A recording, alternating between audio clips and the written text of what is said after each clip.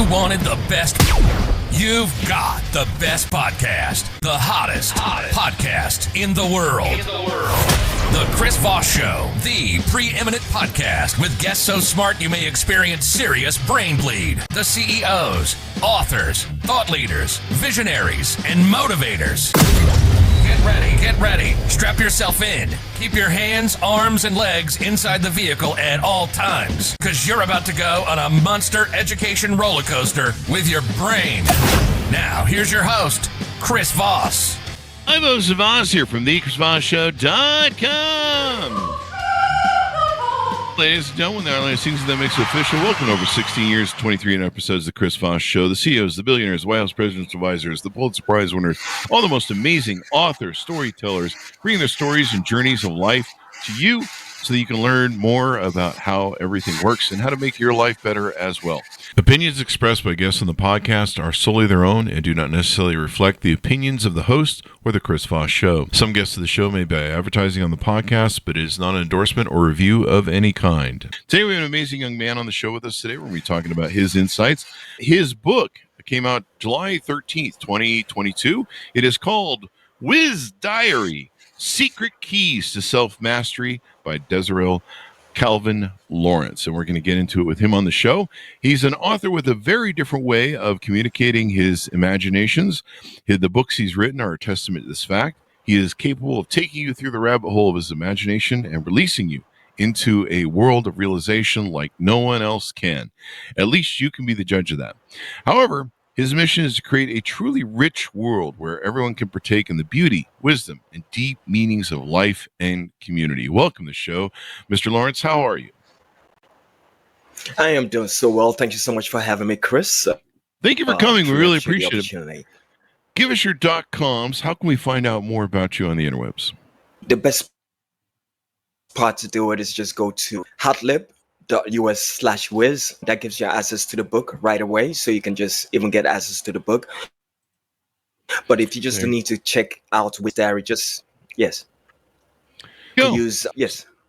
So I think we're getting a little delay and some fallout on the feed. So give us those .coms just so we make sure we have them in the can. So the .com that you need is hotlib.us/whiz. You get automatic access to the book. And then if you want to follow along and actually get to write your own inspiration in the book, you can simply buy the book on Amazon. Just search for the name Desirel Calvin Lawrence and search for the title Whiz Diary. You'll be able to find the book and pretty much get the book and get a hard copy for yourself. So give us a 30,000 overview of what's inside the book. A 30 feet overview, or however you say it, it's pretty much very powerful quotes that allow you to really think and delve deep into who you are as a person, to anything you can possibly think of in society, from your personal self, your own experience, or your experience in the life of another person, your experience as a family man, a friend, whatever. And then it takes it even further into society, how you relate to your leaders in society, how all these people are unique characters that help you fashion your own life. All these things are within the book. And in so many ways, it's actually the same. Everything seems to have a way of touching on life in such a powerful way. And it's quite interesting. I could tell you even some of these quotes and just give you, and it's a very insightful book that liberates the mind, actually. Liberating the mind, that's more of what we need. We need some more minds that are liberated from being stupid and being smart. Let's put it that way. So Whiz Diary, is it a diary of yours, or is it a diary where people can write in it, per se, along with the 200 verses you have in it to self-mastery? Exactly. I have the book here, and maybe I give a... Sure. I so that you can see. So here's the book, and what happens is, for every quote that I write, there's a space in front of it that allows you to write. So you can write over here, you get another quote, and you write over here, and you write your thoughts. There's over 200 quotes that I'm telling you, if you really delve into the meanings of these quotes, they are mind blowing. As a matter of fact, how I wrote this book is mind boggling in itself because, and maybe I even go into that story later, but yeah, but that is the my start to this book came from a deep reflection, a state of mind that was just out of this world. I was in meditation, and I was going through a very trying period as well. And that's what happens when I do most of my writings. I'm like, there's like a volcano coming out of me that I need to understand. I need to get a grab on. And I can get a grab on it, and then I need to write. And I can feel it. I can feel this thing bubbling within me that I need to write. I need to write Mhm. right now. And I do that. And I do that. Tell us the Yeah. story of your life. How did you grow up, and how many books do you have too? I'm curious. Evidently, there's a lot of work you have going on.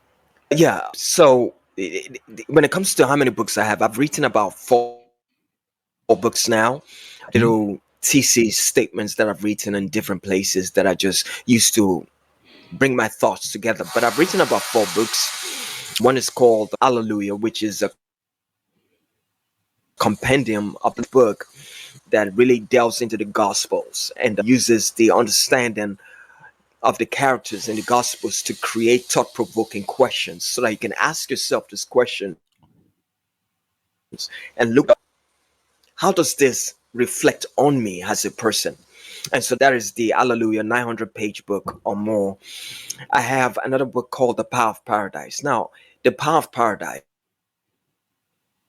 is actually his diary because when I wrote The Power of Paradise, all I was thinking about was releasing myself again from this torrent of energy that was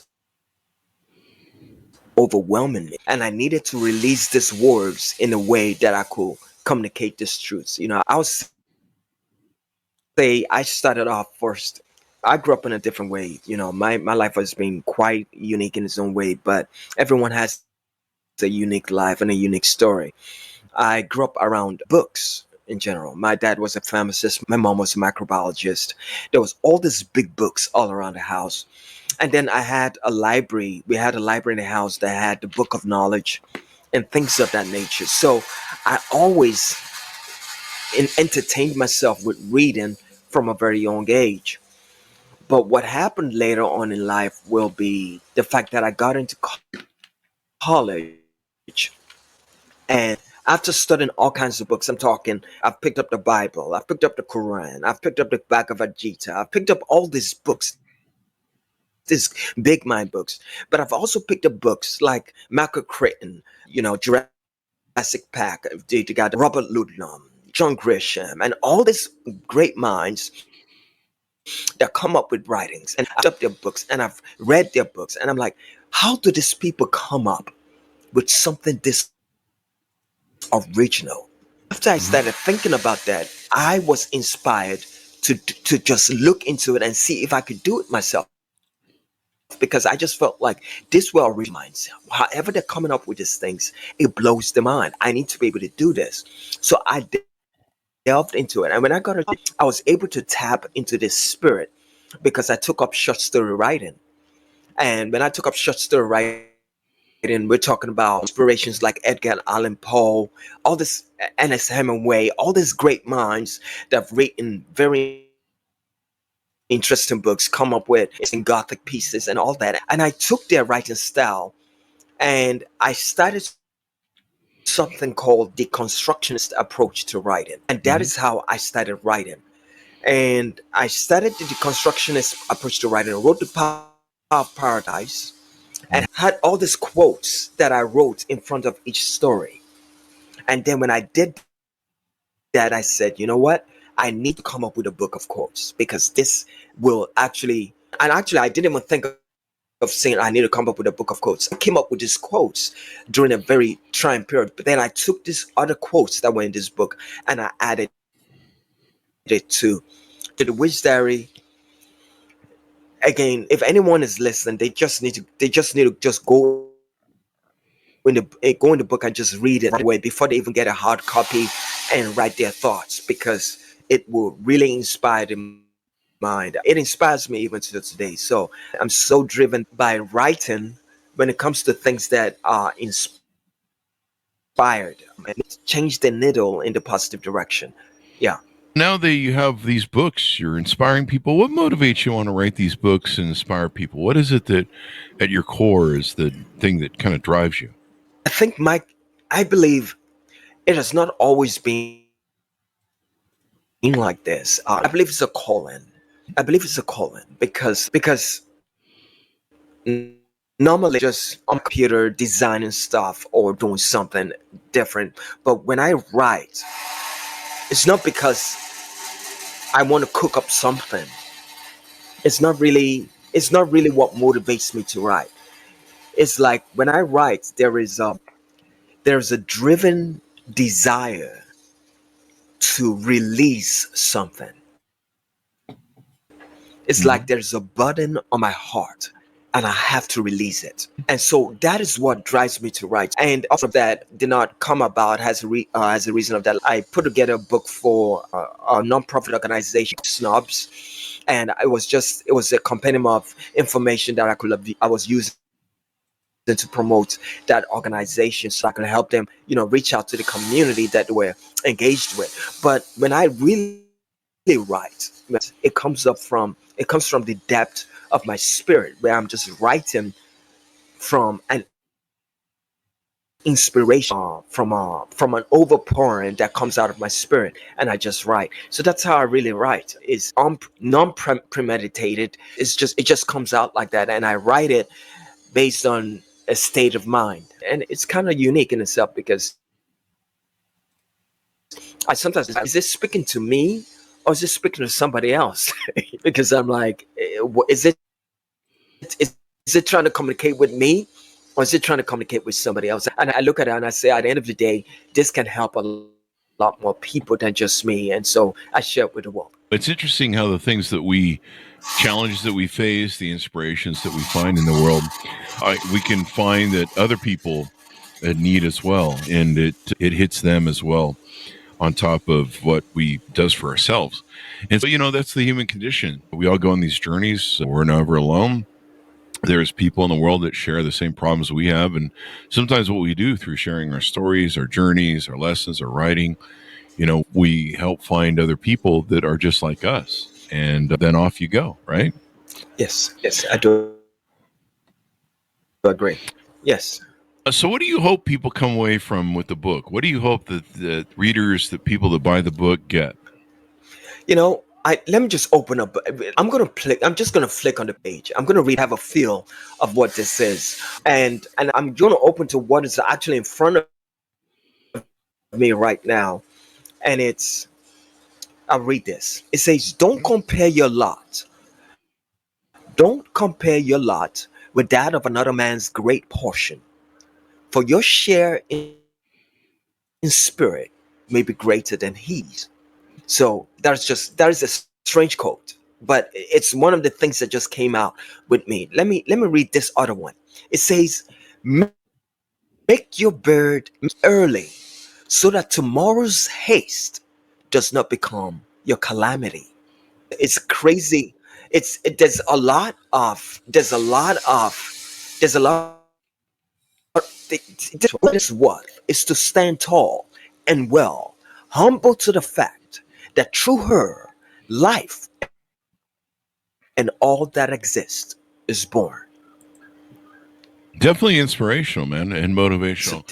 Yes, there's a lot. There's 200 of these quotes, and if you dig deep, it will transcend your thinking in so many ways. There's this one I'm looking at. A potter's design